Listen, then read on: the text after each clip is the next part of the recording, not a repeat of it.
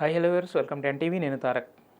Big boss season 8 అనేది start అయింది. Second week వచ్చేసింది ఆల్రెడీ. ఫస్ట్ వీక్లో నాగార్జున లాస్ట్లో అంటే కొంతమంది మాస్కులు పెట్టి మీరు ఇంప్రూవ్ అవ్వాలి అని చెప్పి అంటే వాళ్ళు ఫ్లాప్ అని చెప్పి తేల్చేశారు. బట్ అయితే మొత్తం ఓవరాల్గా 13 మంది ఉన్నారు. 13 మంది పర్ఫార్మెన్సెస్ 2 వీక్స్ గడిచిన తర్వాత ఎలా ఉన్నాయో ఒకసారి మనం చూసుకుంటే కనుక వాళ్ళ ప్రోగ్రెస్ రిపోర్ట్ ఏంటి అనేది ఒకసారి చూద్దాం. యష్మి గురించి ఏంటంటే రకరకాల మంది రకరకాలుగా మాట్లాడుతున్నారు. దాంట్లో చాలామంది పెయిడ్ అయిపోయారు యాక్చువల్గా.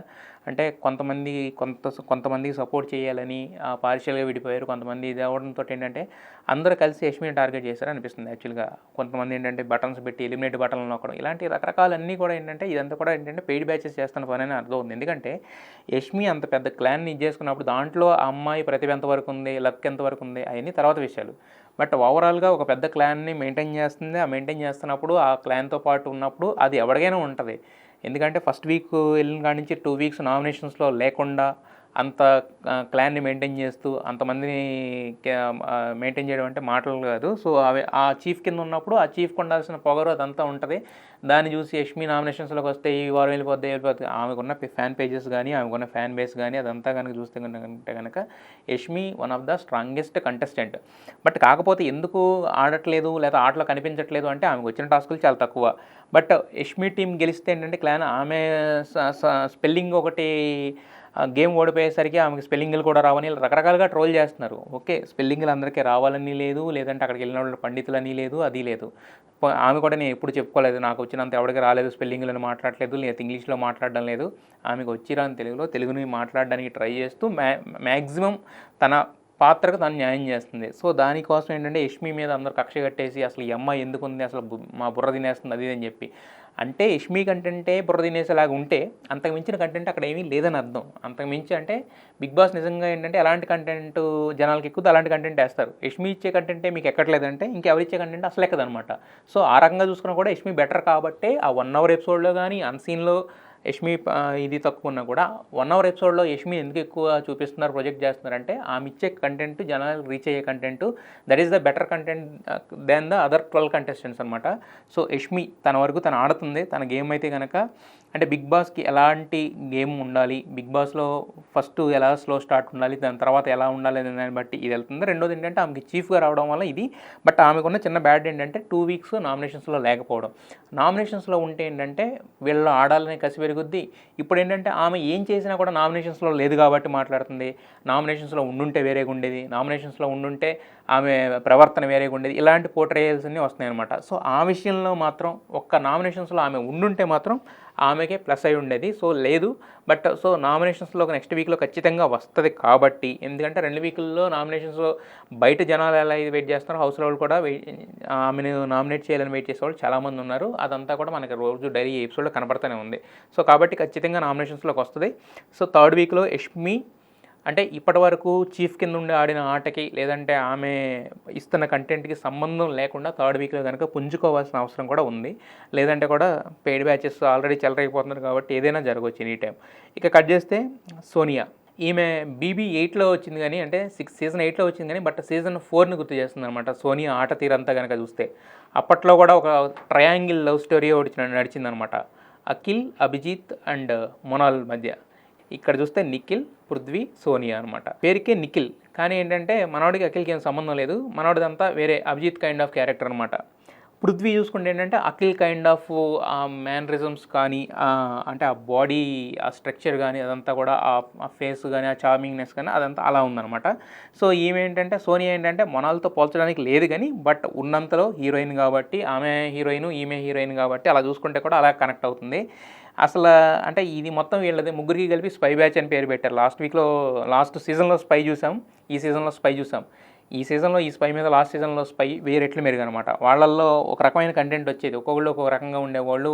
వాళ్ళు ఒకళ్ళ కోసం ఒకళ్ళు స్టాండ్ తీసుకున్నారా, గ్రూప్ గేమ్ ఆడుతున్నారా, ఏంటని పక్కన పెడితే వాళ్ళకంటూ ఒక స్ట్రాటజీ ఉంది. ఆ స్ట్రాటజీతో మంచి కంటెంట్ అయితే ఇచ్చేవాళ్ళు యాక్చువల్గా. ఈసారి మాత్రం ఇది చూస్తే ఇంకా పోనీ అంటే ఈమెకేంటంటే ఎప్పుడు కూడా ఈమెకంటూ ఒక పాయింట్ ఉండదు, ఒక స్టాండ్ ఉండదు. ఎప్పుడు పక్కోళ్ళ పాయింట్. నిన్న కూడా యాక్చువల్‌గా విష్ణుప్రియ ఏం చేసింది, తనేదో ప్రేరణతో చిల్ అవుతుంటే, తన ప్రేరణతో చేసుకుంటుంటే, ఈమె అక్కడి నుంచి లేచి వెళ్ళిపోతుంది. ఏంటంటే ఆమె చిల్లర చేస్తదబ్బా అన్ని. ఈమేదో అక్కడికేదో పెద్ద క్యాష్‌లో, నోట్స్‌లో చేసేటట్టు. ఆమె చిల్లరగా చేస్తదని, ఆమె నాకు నచ్చదు, ప్రేరణతో చూడు ఎలా చేస్తదో అని చెప్పి ఈమె వెళ్ళిపోద్ది అక్కడి నుంచి లేచి. ప్రేరణకు లేని ఇబ్బంది ఈమెకెందుకు వస్తదనేది అర్థం కాదు. సో బేసిక్గా ఏంటంటే ఈమెకి విష్ణుప్రియ అంటే పడదు. విష్ణుప్రియ అంటే పడకపోవడానికి రీజన్ ఏంటంటే ఆమె స్ట్రాంగ్ కంటెస్టెంట్. అంతకు మించి విష్ణుప్రియ ఈమె దగ్గరికి వచ్చి చిల్లరగా చేసింది లేదు. ఈమె చేసిన అతితో పోల్చుకుంటే ఆమె చేసేది చాలా తక్కువ అనమాట. ఇంకా సోనియా దగ్గర ఉన్న మోస్ట్ అంటే అందరికీ ఇరిటేటింగ్ తెప్పిస్తున్న కంటెంట్ అంటే ఫస్ట్ థింగ్ ఆమె దగ్గర కంటెంట్ ఉండదు. పక్కోళ్ళ కంటెంట్తో ఆర్గ్యూ చేస్తుంది. ఆర్గ్యూ చేసి గట్టిగా అరుస్తుంది. ఆర్గ్యూ చేసి మధ్యలో నుంచి వెళ్ళిపోతుంది. మళ్ళీ ఆర్గ్యుమెంట్ పూర్తయ్యేదాకా కూడా ఉండదు. వెళ్తుంది, పక్కకి వెళ్ళింది కామ్గా ఉంటుందా, లేదు ఏడుస్తుంది. ఏడవంగానే ఈ పక్కన ఉన్నవాళ్ళు కామ్గా ఉంటారా, ఓ పక్కన పృథ్వీ ఉంటాడు, ఇటు పక్కన నిఖిల్ ఉంటాడు, వీళ్ళుగాత అభయ్ ఉంటాడు. ముగ్గురులో ఎవరో ఒకళ్ళు వచ్చేసి ఈమెను ఓదార్చేస్తారు. ఓదార్చేసి ముక్కులు చేతికెళ్ళి పక్కకు కూర్చుంటుంది. అసలు ఓవరాల్గా ఆ పిక్చర్లోంచి తర్వాత కనపడదు, వీళ్ళు కొట్టుకుంటుంటారు. ఇది ఆమె క్యారెక్టర్ అనమాట యాక్చువల్గా.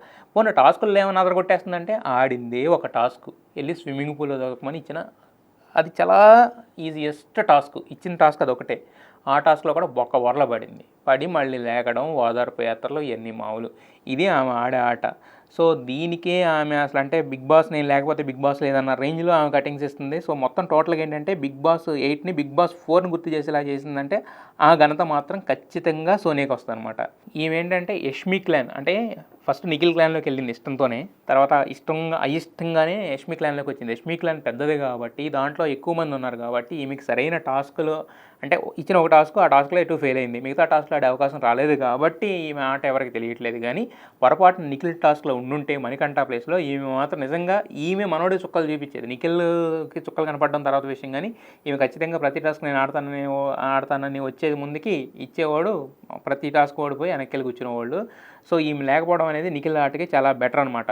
ఇంకోటి ఏంటంటే నిఖిల్ అంటే డబుల్ టంగ్డ్ అనమాట ఈవిడ. ఒక రోజేమో నిఖిల్ని పక్కన పెట్టింది, నువ్వు నాతో మాట్లాడకని చెప్పి. అతను ఎప్పుడైతే 2-3 టాస్కులు గెలిచాడో, అతని దగ్గర ఎక్కువ మనీ ఎప్పుడైతే వచ్చిందో, ఇదంతా అయిందో, మళ్ళీ అంటే ప్రైజ్ అమౌంట్కి ఎప్పుడైతే బాగా కంట్రిబ్యూట్ చేసి మళ్ళీ ఫామ్లోకి వచ్చాడో మళ్ళీ అతనితో కూర్చుంది వెళ్ళి. అంటే ఈ అమ్మాయి ఎప్పుడు ఎలా మారద్దో, ఎప్పుడు ఎలా మాట్లాడదో, ఎప్పుడు ఏం చేస్తుందో ఎవరికి అర్థం కాదు. అన్ప్రెడిక్టబుల్ ఆఫ్ ద ఇదనమాట. బట్ సోనియా ఏంటంటే ఇంతకుముందు చెప్పుకున్నట్టే BB8ని BB4 రేంజ్లో ఫోకస్ చేయాలని చూస్తుంది కాబట్టి ఈమె ఆట నెక్స్ట్ వీక్ ఈ వీక్ పోల్చుకుంటే లాస్ట్ వీక్లో నిఖిల్తోనే ఫ్రెండ్షిప్ ఉంది, ఈ వీక్లో ఇద్దరితో ఫ్రెండ్షిప్ ఉందన్నమాట. సో దాన్ని ముందుకు తీసుకెళ్ళే నెక్స్ట్ ఎంత ముందుకు తీసుకెళ్ళద్దో, ఎంత ఇంట్రెస్టింగ్గా ఉంటుందో కూడా చూడాలి. బట్ నిఖిల్ తన వంతు తను ఆడుకుంటూనే సోనియాతో ఉంటున్నాడు. బట్ పృథ్వీ ఏంటంటే పూర్తిగా సోనియాతో ఉంటున్నాడు, కానీ తన ఆట ఆడాల్సి వచ్చినప్పుడు కనుక యాంగర్ ఇష్యూస్ కానీ, అరవడాలు కానీ ఇవి ఎక్కువ ఉన్నాయి తప్ప ఆట తక్కువ, మిగిలినది ఎక్కువ పృథ్వీకి. అది క్లియర్గా కనపడుతుంది. కాకపోతే ఏంటంటే ఈ ట్రాక్ అనేది కొనసాగింపు కావాలి కాబట్టి, ఆ ట్రాక్ చాలామందికి ఇంట్రెస్టింగ్గా ఉంటుంది కాబట్టి, ఒక రకంగా చెప్పాలంటే పృథ్వీని కాపాడుతున్న మాత్రం సోనియానే. సో ఆ విషయంలో పృథ్వీ సోనియాకే థ్యాంక్స్ చెప్పాలి. ఇక చూసుకుంటే మణికంఠ అసలు నిజంగా ఈ సీజన్లో ఎవరన్నా కంటెస్టెంట్ బాగా ఆడిన వాళ్ళకి ఎవరన్నా నిలబెట్టి ఫస్ట్ ప్రైజ్ ఇవ్వాలన్నా, లేకపోతే విజిలేసి వాళ్ళని పొగడాలన్నా, ఏమైనా చేయాలన్నా ఇవన్నీ కూడా మణికంఠకు వర్తిస్తాయి. ఫస్ట్ వీక్ అంతా ఏడుపుతోటి విరక్తి తెప్పించేశాడు. ఈడేంద్రా బాబు ఈ సింపతి గేమ్ ఏంది, ఈ ఏడిపోయిందిరా, 10 ఇది ఎన్ని వారాలు ఉంటే అన్ని వారాలు భరించాలా అని అనుకున్నారు చాలామంది. మణికంఠకు ఆపోజిట్గా ఓటేసిన వాళ్ళు కూడా ఉన్నారు. ఒకవేళ బేబెక్క కాకపోతే మణికంఠ లాస్ట్ వీక్ అంత దారుణమైన ఓటింగ్ పడింది మణికంఠకి. బట్ ఈ వీక్ చూసుకుంటే కనుక అసలు మణికంఠకి వేసిన ఓటింగ్ చాలా తగ్గిపోయిందనమాట. ఆల్మోస్ట్ విష్ణుప్రియ తర్వాత నిఖిల్ ప్రేరణ తర్వాత ప్లేస్లో ఎక్కువ ఓటింగ్ వచ్చింది మనోడికి అనమాట. సో అంత ఇంప్రూవ్ అయింది మణికంఠ గేము. సో మణికంఠ గేమ్లో ఉన్న ఇంప్రూవ్మెంట్ ప్లస్ ఇంకోటి అంటే మనోడు కామెడీ కూడా బాగానే చేస్తున్నాడు. అంటే టాస్కులు బాగా ఆడుతున్నాడు, టాస్కులు అగ్రెసివ్నెస్ ఉంది, బాగా ఆడుతున్నాడు, పట్టు వదలట్లేదు. సెకండ్ థింగ్ అంటే 2-3 టాస్కులు కూడా గెలిపించాడు వాళ్ళ టీంకి. సెకండ్ థింగ్ చూసుకుంటే కనుక కామెడీ టైమింగ్ కూడా మనోళ్ళలో ఈ యాంగిల్ కూడా ఉందా అనిపించే రేంజ్లో కామెడీ చేస్తున్నాడు. ఇది సెకండ్ థింగ్. థర్డ్ థింగ్ చూసుకుంటే కనుక అంటే క్లారిటీ అనమాట. అంటే ఎవరన్నా అవహేళన చేసినా, ఎవరన్నా జోక్స్ చేసినా కూడా ఆ క్లారిటీ అనేది ఉందన్నమాట మణికంఠకి. అగ్రెసివ్ అవ్వట్లేదు, అలాగని ఏడుపు అవ్వట్లేదు, డైరెక్ట్గా వెళ్ళి చెప్తున్నాడు.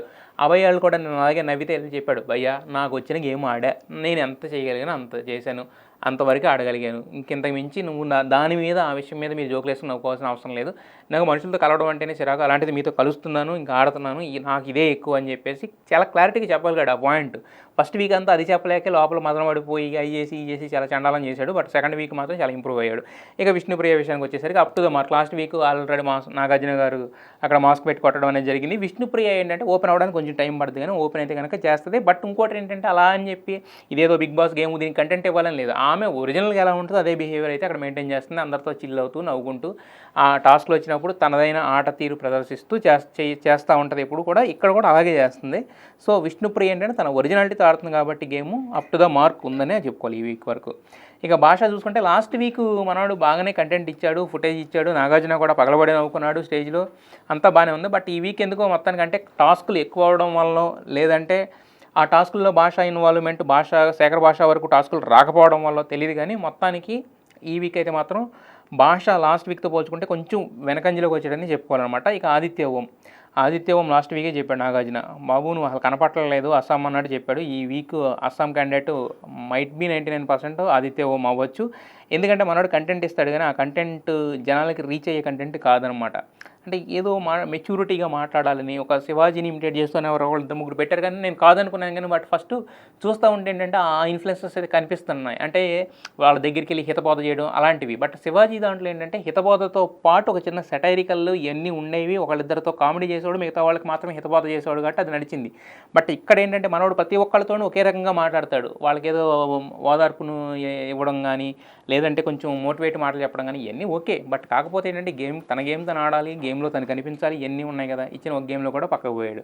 సో కాబట్టి ఆదిత్య ఓంకి లాస్ట్ వీక్ ఉన్న కంటెంట్ చూసుకుంటే కనుక అంతకు మించి పెద్ద ఊరటనిచ్చిన అంశాలు కానీ పైకి వెళ్ళిపోయిన ఇది కానీ ఏమి లేదనమాట. So that is about Aditya Om and Abhay Nabeel. ఇక చూసుకుంటే కనుక వీళ్ళిద్దరూ పెద్దగా అంటే సేఫ్ గేమ్ అని చెప్పలేం కానీ బట్ కాకపోతే ఏంటంటే ఒక గేమ్ని ఎలా ఆడాలో బిగ్ బాస్ హౌస్లో ఓవర్ ద బోర్డ్ లేరు, అలా అని చెప్పి ఇది లేరు. వాళ్ళ టర్న్ వచ్చినప్పుడు వాళ్ళు మాత్రం మ్యాక్సిమం ఆడడానికి ట్రై చేస్తున్నారు. అక్కడ పాయింట్స్ పెడుతున్నారు, అంటే చీట్ చేస్తున్నారా లేదంటే ఏం చేస్తున్నారు. ఓవరాల్గా ఏంటంటే వాళ్ళ టోన్ వినిపిస్తుంది, వాళ్ళు పర్సనాలిటీ కనిపిస్తుంది. మిగతా విషయాల్లో కూడా వాళ్ళు ఎంతవరకు ఇన్వాల్వ్ అవ్వాలి అంతవరకు ఎక్కువ వెళ్ళట్లేదు. అలా అని చెప్పి అక్కడ అంటి ముట్టకుండా పక్క కూడా వెళ్ళిపోవట్లేదు. వీళ్ళిద్దరు ఏంటంటే ఒక రేంజ్లో అలా ఫ్లోలో పోతూ ఉన్నారన్నమాట. ఇక సీత నైనిక ఏంటంటే టాస్కుల పరంగా సూపర్. సీత ఏంటంటే టాస్కుల పరంగా కూడా ఎఫర్ట్ పెట్టింది బట్ వర్కౌట్ అవ్వలేదు. అలా అని చెప్పి ఇంకా మిగతా విషయాల్లో మాట్లాడే విషయాల్లో మాత్రం చాలా స్ట్రాంగ్ వాయిస్ ఉంటుంది. బట్ కాకపోతే ఏంటంటే వీళ్ళిద్దరికి ఉన్న ఒకే ఒక డ్రాబ్యాక్ ఏంటంటే ఎమోషనల్ ఇంబ్యాలెన్స్ అనమాట. ఎమోషనల్గా ఎవరైనా కొంచెం ఇదైతే మాత్రం వీళ్ళిద్దరూ ఒక రకంగా ఎమోషనల్గా అంటే స్ట్రెస్ తీసుకుంటున్నారు ఎక్కువ అనిపిస్తుంది. ఊరికి చిన్న చిన్న విషయాలకి ట్రిగ్గర్ అయిపోతున్నారు, చిన్న చిన్న విషయాలకి ఏడ్ చేస్తున్నారు. సో ఇలాంటిది అనేది ఎమోషనల్ ఇంబ్యాలెన్స్ అనేది వీళ్ళ దగ్గర ఉన్న ఒక చిన్న ఇదనమాట. ఇక చూసుకుంటే కనుక ప్రేరణ ఏంటంటే మొత్తం అంటే ఈమెకున్న రష్మిక మందన్నతో తిరిగింది, ఆమెకి రూమ్మేట్, అంత రేంజ్ ఉన్న ప్రేరణ ఇక్కడికి వచ్చేసరికి ఏమవుతుందంటే బకరా అయిపోతుంది. అంటే వీళ్ళందరి గేమ్లు తన మీద రుద్దుకుని, వీళ్ళందరి గేమ్లు తన మీద వేసుకుని, మిగతా వాళ్ళందరూ చెప్పిన మాటలు వినేసి ఆ మాటలతో పాటు ఈమె ఆడుతున్నట్టు చేసుకుని, సో ఓవరాల్గా ఏంటంటే ప్రేరణ ఏంటంటే బకరాన్ చేస్తున్నారు అందరూ కలిసి. అది ఆమెకి తెలుస్తుంది కానీ బట్ దాన్ని అవాయిడ్ చేసి చేయలేని పరిస్థితి అనమాట. ఎందుకంటే ఈమె కొంచెం యష్మి క్లాన్లో రావడంతో యష్మితో ఉన్న ఫ్రెండ్షిప్ కావచ్చు, ఆ బాండింగ్ కావచ్చు, అందరితో ఏంటంటే కొంచెం ఆమెకి మిగతా వాళ్ళు అంటే కాస్తో కూస్తో ఎక్కడైతే గేమ్ ఆడాలో అలా ఆడుతున్నారు. బట్ ఈమె వ్యక్తిత్వమే జల్లైపోలేగా ఉంది. అంటే అందరితో హార్ట్ఫుల్గా ఉంటుంది అనమాట. అదే ఆమెకు ప్రాబ్లం అవుతుంది. అది కాకుండా అయితే కనుక ప్రేరణ కొంచెం బెటర్ పర్సన్ చెప్పుకోవాలి. బట్ ఈ వీక్ ఏమన్నా తన గేమ్ మారద్దా, సో ఈ వీక్ ఎవరు ఎలిమినేషన్ అవుతారు, తర్వాత ఈ వీక్ ఎవరికి నాగార్జున క్లాస్ పీకుతారనే దాన్ని బట్టి నెక్స్ట్ వీక్ జాతకాలు బయటపడతాయి అనమాట. So first week progress report Nagarjuna గారు ఇచ్చారు కదా, సెకండ్ వీక్ ప్రోగ్రెస్ రిపోర్ట్ అయితే ఇది. మరి ఆయన ఏం చెప్తాడో, ఎవరిని పొగుడుతాడో, ఎవరిని తిడతాడో, ఎవరికి పాయింట్స్ వేస్తాడో, ఎవరికి మార్కులు కోసేస్తాడో చూద్దాం. సో దాన్ని బట్టి నెక్స్ట్ వీక్లో థర్డ్ వీక్ గేమ్ ఏంటనేది డిపెండ్ అయి ఉంటుంది.